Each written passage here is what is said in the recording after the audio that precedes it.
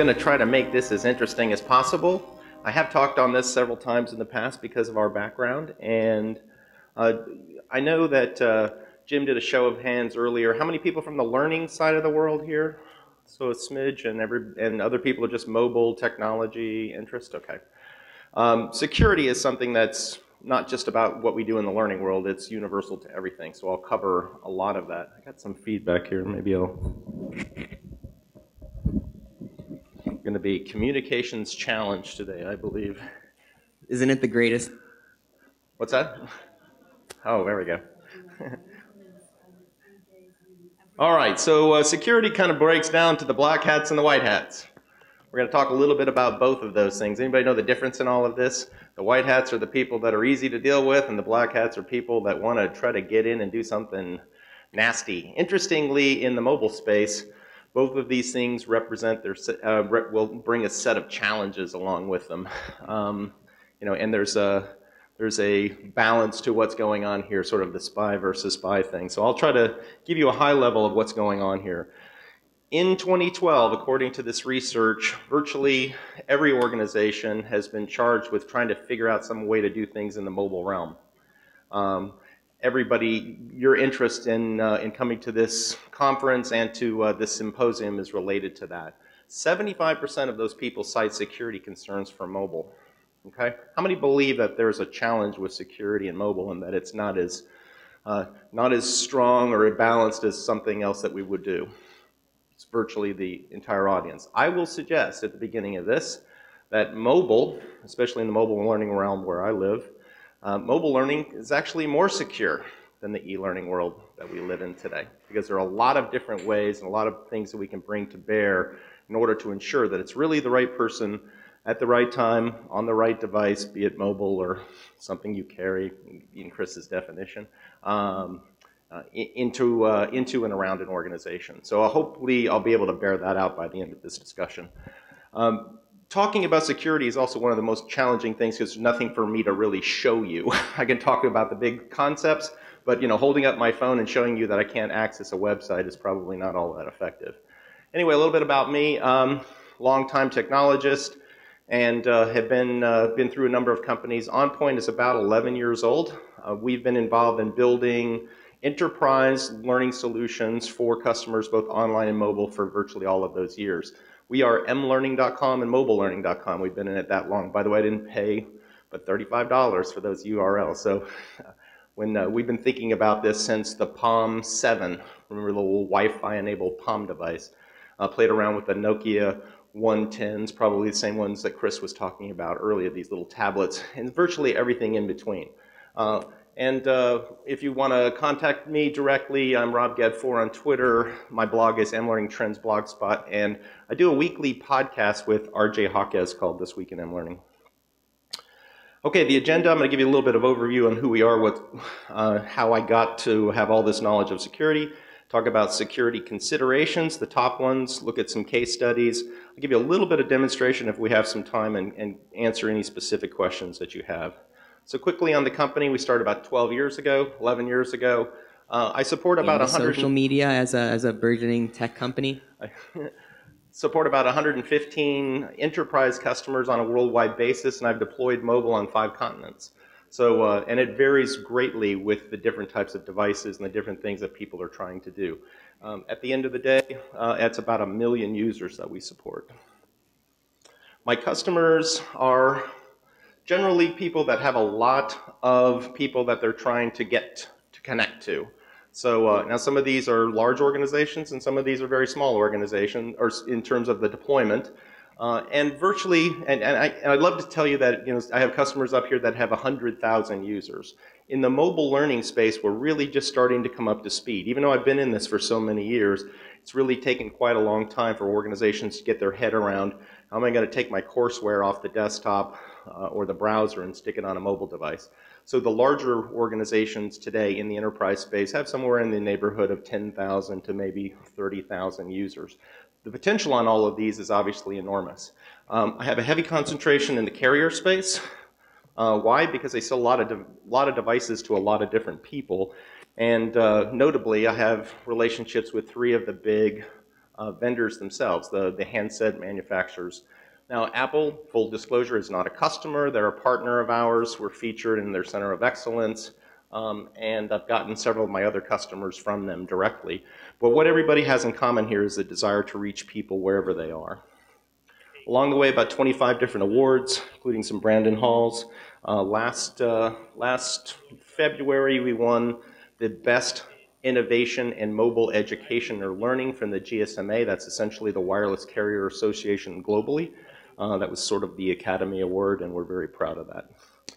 Okay, so our feature set, what we deliver, I'll get into a little bit of discourse here. So we started off, why did somebody buy these devices? You know, to make phone calls and to get text messages, etc.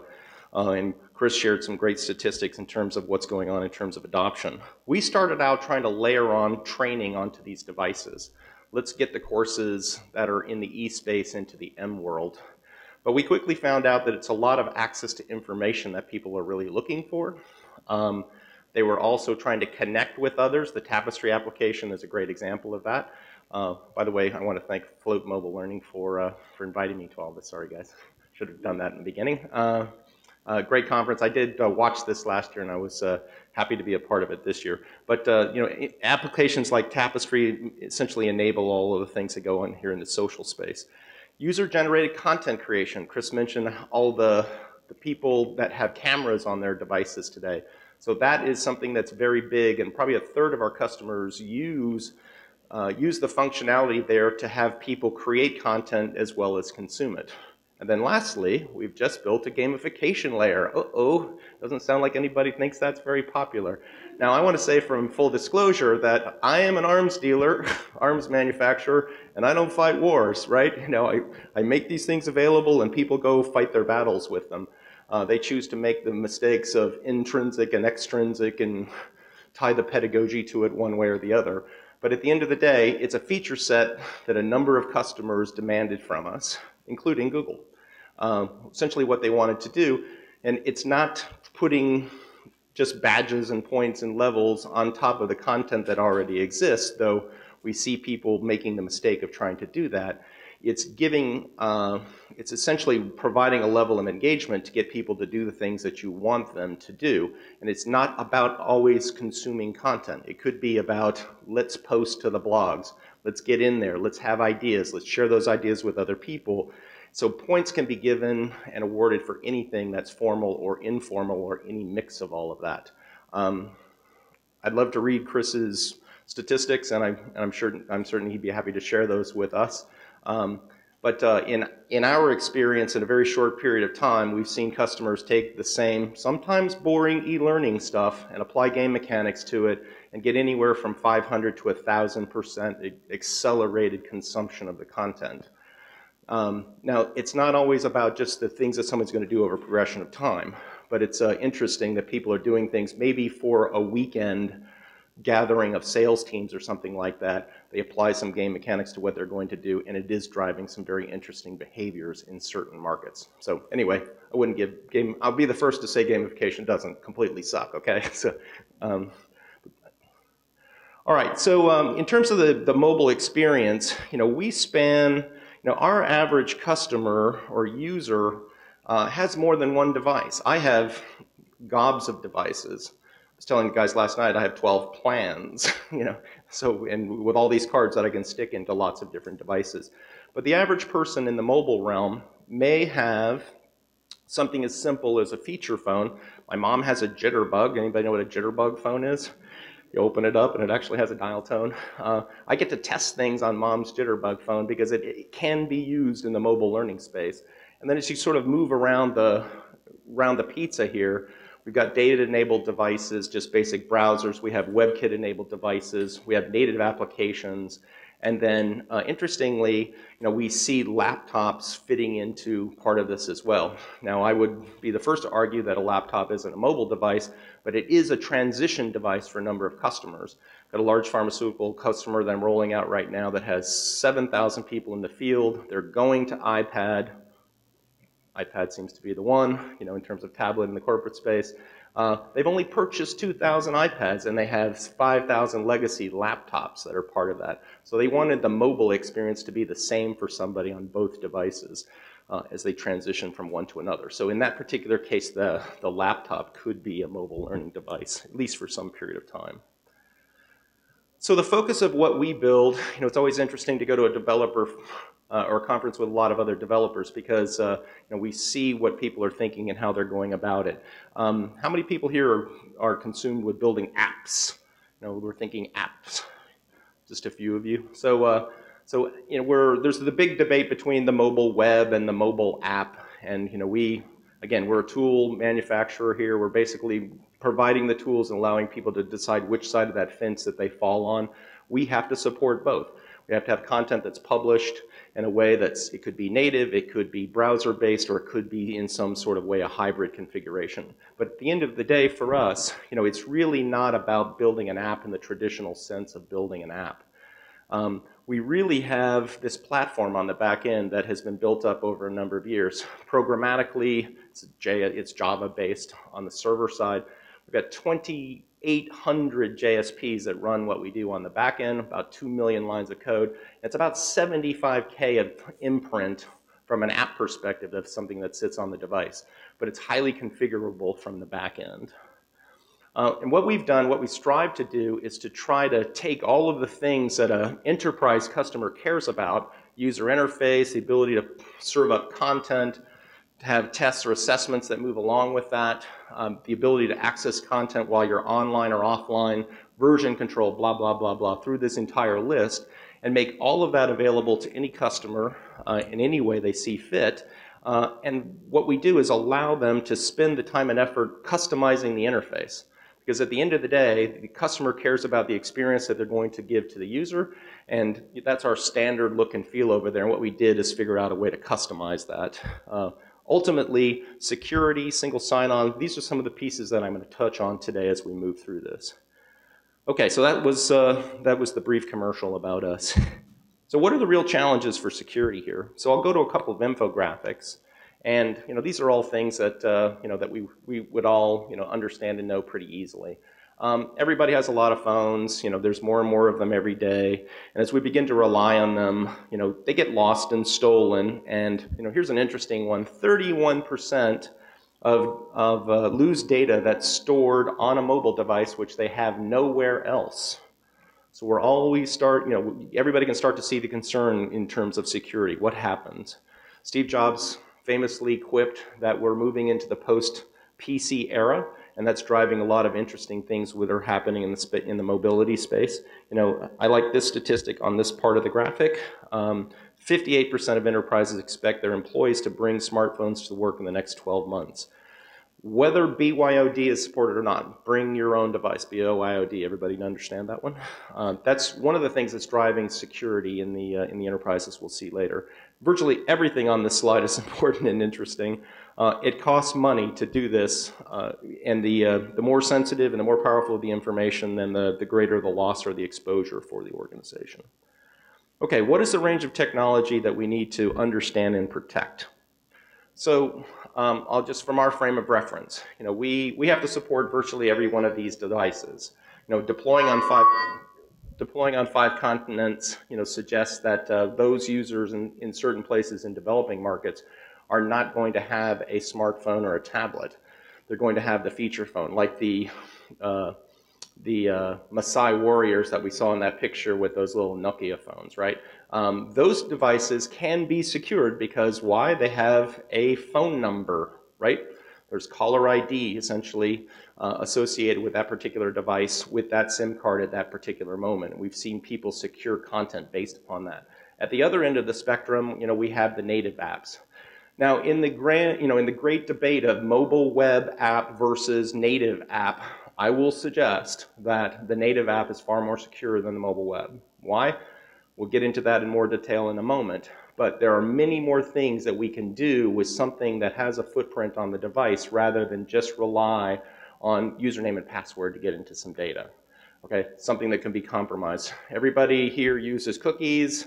On their browsers, they know that when they go to a certain website that they can get in. So you know, I'll show you and demonstrate hopefully that that this, you know, case number 4 here is far better when people are really concerned about security.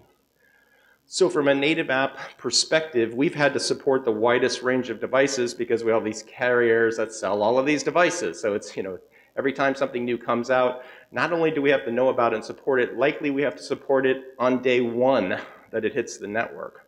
Because the salesperson who works for that organization will have that device on day 1. They probably have it 4 weeks before that. So you know, it's a constant battle to try to stay ahead of what's going on here, and we're fighting on the native app front all of these battles on every front, you know, every day. It's a bit of a challenge to keep up with, but at the end of the day, it makes life very interesting. By the way, how many people are BlackBerry focused or BlackBerry specific here? You know, 2 years ago, it would have been virtually 2/3 of the crowd, and we have one hand. By the way, the new BlackBerry 10.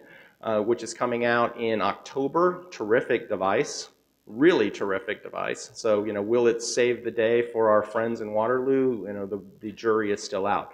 But we're actively working to support that device today.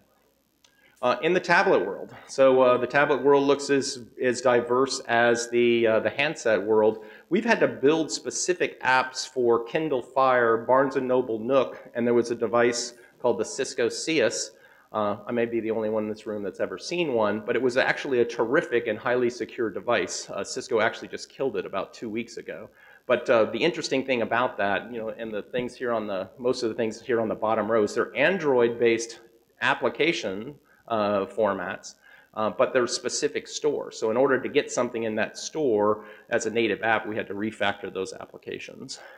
So key considerations, I'm going to break this down in 4 ways. Physical or device level security, application level security, platform level security, and something I'll term, you know, it's the grab bag, it's the other market factors. Things that we've come to awareness on how they should be addressed and ultimately have a stamp on how somebody's going to secure something.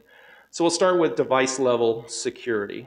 So every device, every one of these top tier devices, and I'll speak mostly to these 4, you know, from left to right, it's BlackBerry OS, iOS, the Android operating system, and Windows Phone. So, you know, everything supports some native level of encryption, okay, today. Now, interestingly, you know, I had this small company, search company out of California, you know, that was going to embark on a mobile learning initiative for the enterprise and said, everything that we need to do needs to be secure. Can you secure the data on our Android devices? At the time, 2 years ago, Android supported neither SSL in the browser nor encryption on the device. And so I said to Google, I'll be happy to give you that. Would you guys develop it and stick it into the operating system? They said, that's a great idea, but we can't do that. Can you do it for us prior to us being able to launch this? And so the interesting thing about Android is it was open and flexible enough that it could be added into the mix.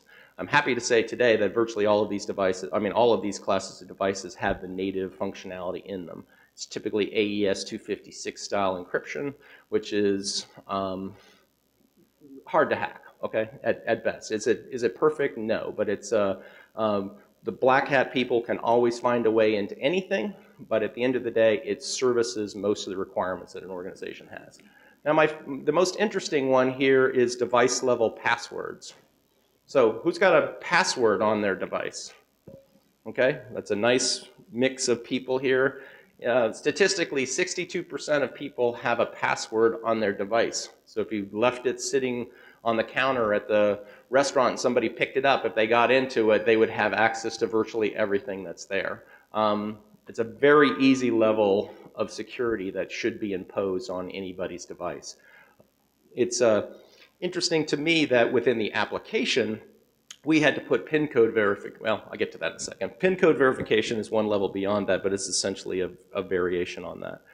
So encrypted content sits on a server, runs through the internet. It's basically secure from end to end and gets down to the handset or the tablet. Now, the other thing that we can do here is we can verify what the phone number is on the device. That's what's called the MTN, mobile telephone number. It's exposed to us as an application developer on virtually all of the platforms with the exception of iOS. iOS doesn't allow us to do that anymore. But every device has some sort of unique identifier. UDID is the one that iOS has used, and it will be around until iOS 6, and then it actually goes away. But there's IMEIs and there ESNs and PESNs, essentially a whole alphabet soup of ways that somebody can burn a code into ROM on the device, and the app can actually see that number on there and verify that this app is sitting on this phone with this serial number at this particular time. So this is where we get into the situation. Now, very rarely do we see something, in the desktop world where I have to know the MAC address of the computer. It's, maybe we have static IP addresses and you're verifying the identity of the person on a browser through that. But this is a level of security that's possible in mobile that's generally not approached in the desktop world. The second level is application level security. So account verification and Pincode validation are the two most common things that we see there.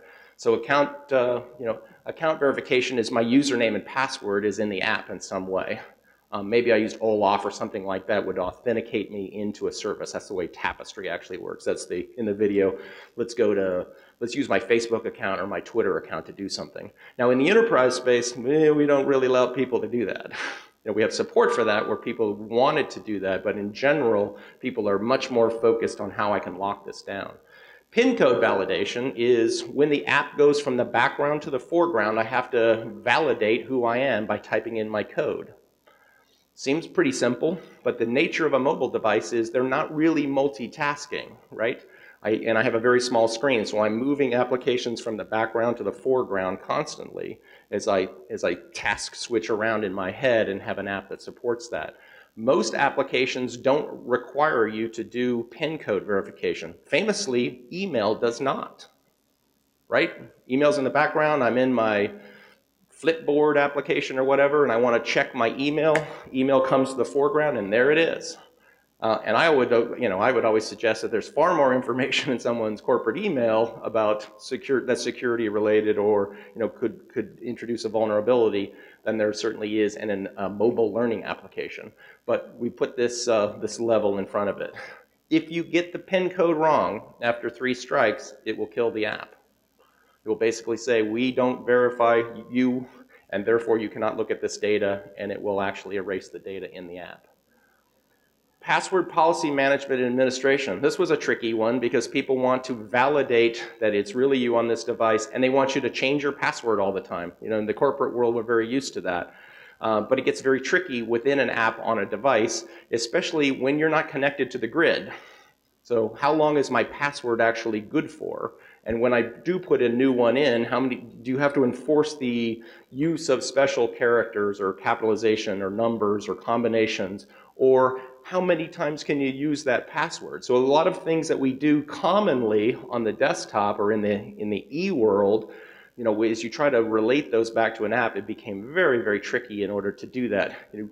How do I keep an encrypted list of past passwords on there so someone couldn't use it again if I can't validate that at the time? Next, mobile application management capabilities. By the way, Chad Udall's book, very good, excellent, pick up a copy. Maybe are you guys giving away copies or anything? Or maybe there should be a raffle. He's got a couple of great chapters in here, and deployment and security is a big portion of what he's talking about here, but he talks a lot about MAM and MDM, which I'm going to talk about right here. So mobile application management is the first level of security that you can apply to what's going on within this particular realm, within the mobile realm. Essentially what it does is once the app is on there and configured, it gives me the ability as an administrator to see what's going on in the app, to see how much someone's using it, how much content they have, and have the ability to remotely influence or wipe the app.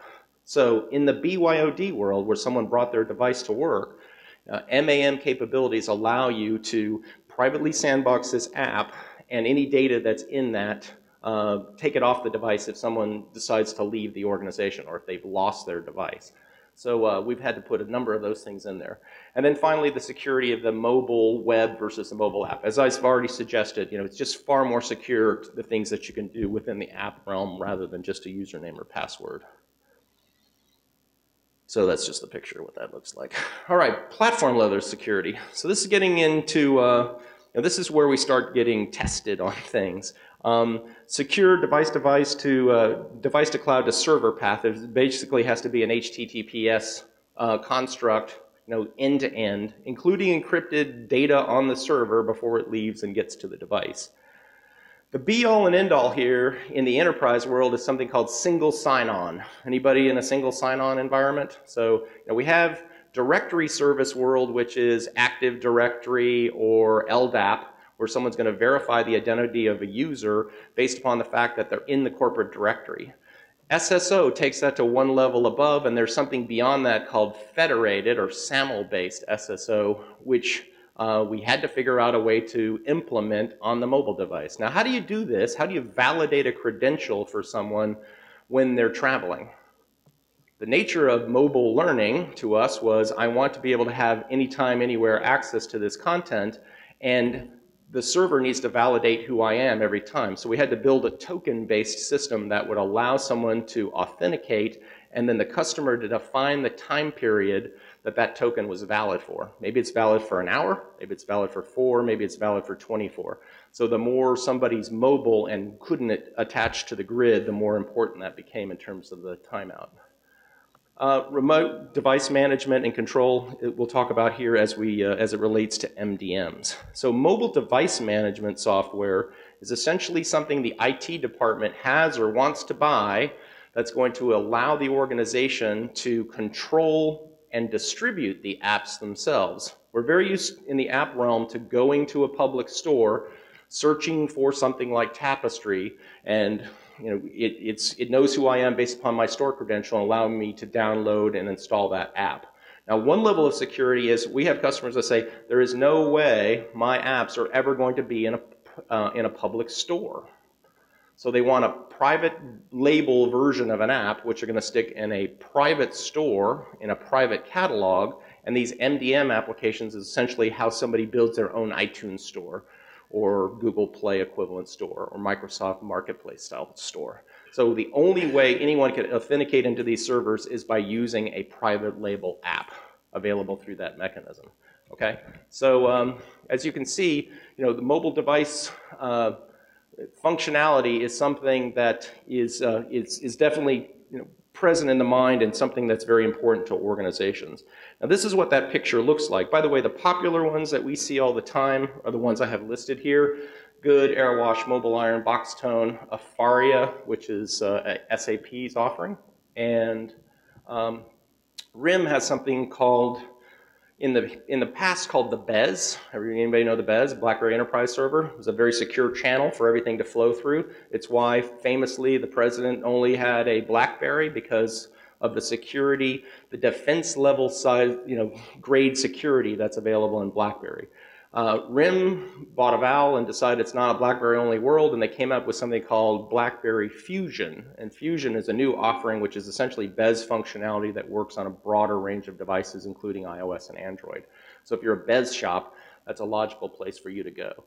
The one we see, by the way, the one we hear about most often is good. The one we see most often is Mobile Iron. I don't know why that is. A lot of people shopping around for what they're going to buy, but at the end of the day, they all provide this level of private store provisioning, if you will, of the application. Now, the other thing that MDMs can do is they can say, hey, you're no longer in the club. I'm going to remove, not only blow away the content in the application, I'm going to remove the application from your device. So even if you own the device, I have a little client basically that's running on there that knows that this particular app is installed, and it will yank it off of there just to make sure that nobody has access to it. So we definitely see all of these things happening in combination. MDMs and SSO with federated are definitely sort of the top shelf margarita of what people are requesting and implementing today. So let's get into other factors. So I've talked a little bit already about the BYOD movement. It is happening anywhere and everywhere. As we'll see in a second, there's all sorts of good news and bad news about that. ISO, we're an ISO shop. We have to practice 27001 security standards, and they relate to the scheduled or sponsored security or risk audits. Ow! This is something I wish I never had to learn about. We have a customer that will typically do a pilot for, hundreds of users in a given geography or something like that. And, I'll just throw out a number. They'll pay $20,000 to stand up a system and check it out, okay? The same company will pay anywhere from $10,000 to $50,000 to have a security audit run on the $20,000 pilot. And they bring in guys in white hats who are really guys who wear black hats on the weekend, and their mission is to find how I can compromise your system. Now, I've got one going on right now. It's a bit of a proctological exam. It's new customer Sony, and Sony is very, very, very attuned to security risk today. Why? Because famously, someone broke into their system and stole everybody's credit card number who plays, PlayStation Online or something like that. So, it's a security audit like I've never seen before. But we certainly see a tremendous amount of focus put on something. Now, where this sort of, in the enterprise space where we live, separates us from the app developers is most people that build an app are all about, let's make it pretty, let's make it cool, let's get the UX right. But at the end of the day, if it can't pass the rigor of the security department or the risk department within these organizations, and primarily I'm talking pharmaceutical, medical, military, financial services, et cetera, then the app will not go out. It will not be a broad success on a global basis unless you can do this. And this became very time consuming. In fact, we now have a security officer in our company who's responsible for answering all of the audits themselves that come in and the questions that have to be filled out. Support for multi-server environments. One of the interesting things that our learning customers had to do is they take content and they promote it from a staging server, or they have an external authoring audience that builds the content for them, and then we want to drop that into the app, but they don't want to put content out that multiple people can see. Now, interestingly, you've got, so you have a staging server and a QA kind of server and a production environment. The app itself has to be able to see all of those and manage your security between all three of those, if you have access to all three of those. A very interesting problem. I have one customer that puts out something on the order of 2 gigabytes worth of content a week. Okay, and it's all video. It's high definition video, and it's their culture. They're all about high definition video. But to be able to stage these things and see what it's going to be, and then promote it in production without having to sync all this stuff back up and down from a server became a bit of a challenge. So they wanted a way to switch their credential back and forth within the app itself. So that's certainly something that you're going to see over time. Time-based restrictions. Here's an interesting one. When is anytime, anywhere, none of the above? Typically in union environments. So we're putting devices out to people in the field, and those people, while training, anytime, anywhere, I got to find out something, I'm going to pull this device out. If I start training, when I'm off the clock, I get paid at a different rate. Or maybe I'm not supposed to be, maybe I'm not allowed to do it at all. So we had to start downloading time cards to the device over a 2-week period that came from basically the talent management systems of these organizations to ensure that when somebody launched something, that not only were they supposed to have it, but they're allowed to do it in this time period. And then somebody wanted to break the rule. Well, I need them to be able to do it with permission. So you're outside the parameter by 2 hours, but you needed to have access to this because you're in some co-location facility and you're trying to figure out how do I fix this thing, and the only thing that tells me is a video on my handset. So I have to get permission essentially to do that. Quickly on the BYOD challenges. So BYOD is definitely bringing the cost down for an organization to pull devices into play because you buy the device, makes you happier to have it and use it. What it's causing more cost for the organization is the help desk requirements. Now that this little client lives on there, more people are calling in not only to get the apps that the company is sponsoring and sticking on their device, but for everything else that the device might do. I can't get into email. Well, it's your device. Well, I know, but you guys are supporting it, right? So people are getting a lot of these phone calls. And you can see right there, 70% increase in help desk. I talked a little bit about the picture here, where we could have all sorts of things going on, in the true enterprise sense. We've got the clients that sit over here. You're going through a cloud. You're talking through a gateway. You have production and staging systems. You have identity services. I mean, it is a very, very complex picture of what gets put together from a security perspective. This is a quick snapshot of what it looks like on a time card from the server side. These are the hours that come in, the checkboxes that somebody checks in order to figure out when you can work and when you can't work, when you can access the content, when you can't. Interestingly, the app has to work in the background this whole time. I need to be able to sync content and stage it to the device on Saturday night when somebody published it. But when you as a user or learner go into it, it's going to say, sorry, you're outside of your window, or sorry, you're outside of your window, and we have this option to allow you to essentially opt in or say, get a sign off. By the way, it automatically notifies in the union world, it automatically notifies the shop steward that somebody is training. So they get they've got something in there that says, guess what, this person is training. Okay. Two-factor authentication. Now, we don't see this very often, but two-factor authentication, these are some popular methods. Anybody have the token in their pocket or purse? Where you have to have that number. This can be imposed on the top of the application layer where, when I'm logging in, I also have to put in this number. It's going to validate the fact that I'm moving this around. We're going to see mobile devices in the future that have biometrics. We already see things with retinal recognition today. And so that's something that we haven't had anybody ask for it specifically yet, but we know that this is coming as it becomes more popular on the devices. Okay. How much time I got? Couple minutes, including questions. Well, I will show you, like I said, it's hard to show you anything in this world. I've fed your head with lots of ideas. I do have a white paper on all of this, basically lays out everything that you saw there, and I'd be happy to send you a copy of the slides. Are you guys going to distribute slides? How are you doing that? Okay. Yes, Jeff says yes. So they'll be posted up there in some way. If you like the white paper, just ask me, just give me your card or something. By the way, as a company, we have no salespeople. We're truly a technology shop. So people call us if they're interested in us. So if you give me your card, I will send you a link, and that's all you'll ever hear from me until such time as you would want to call us, okay? With that, I'll take some questions. Sorry for the dry nature of all of this. Can you talk about the device identification of it?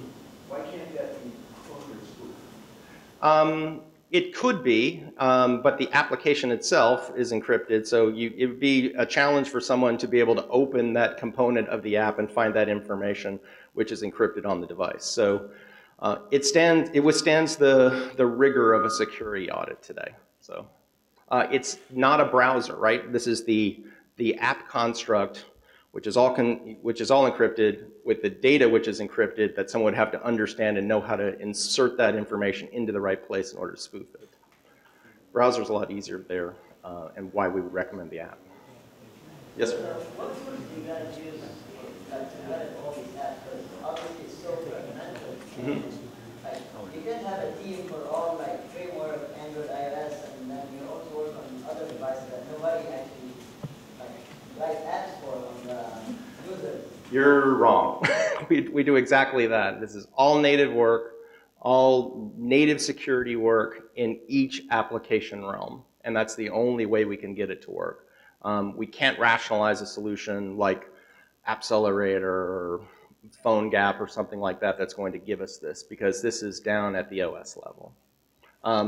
Time consuming and expensive, that's why my customers are not Larry's House of Cheese. This is somebody that understands, somebody that's going to pay $25,000 for a security audit, is going to understand why they're paying the money to do that. Fair? Other questions?